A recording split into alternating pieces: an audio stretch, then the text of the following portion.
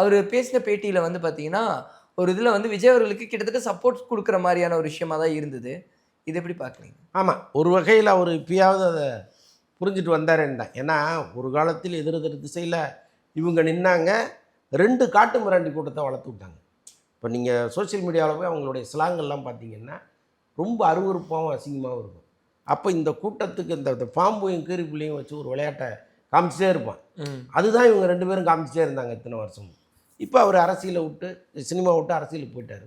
இவரு சினிமாவ விட்டு ஸ்போர்ட்ஸுக்கு போயிட்டாரு. இனி எத்தனை படம் நடிக்க போறாருன்னு நமக்கு தெரியல.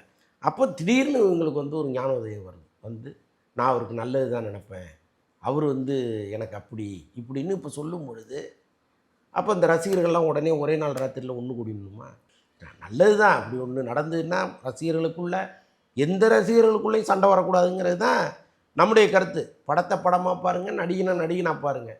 அதை தாண்டி வந்து அவனை தேவதூதனாக பார்க்காதீங்கிறது தான் நம்ம இங்கே தொடர்ந்து காலகாலமாக சொல்லிக்கிட்டே இருக்கோம். அது யாராக இருந்தாலும். இப்போ இவங்க 2 பேரும் சண்டை போடுவாங்களாம், அதன் மூலமாக இவங்க சம்பளத்தை ஏற்றிப்பாங்களாம், ரசிகர்களை மோத விடுவாங்களாம், தியேட்டரில் வந்து கட் அவுட்டு, பாலாபிஷேகம் எல்லாம் 2 பேரும் பண்ணிப்பாங்களாம். திடீர்னு ஒரு நாள் வந்து நாங்கள் 2 பேரும் ஃப்ரெண்ட்ஸ் அப்படிங்கும்போது இவங்களும் ஃப்ரெண்ட்ஸ் ஆகிடணும்னா எப்படி நடக்கும்? நெறைய நாட்கள் ஆகும்னு நினைக்கிறேன். அந்த இல்லை இந்த மக்களை இவங்க என்னவா நினச்சிட்டு இருக்காங்கன்னு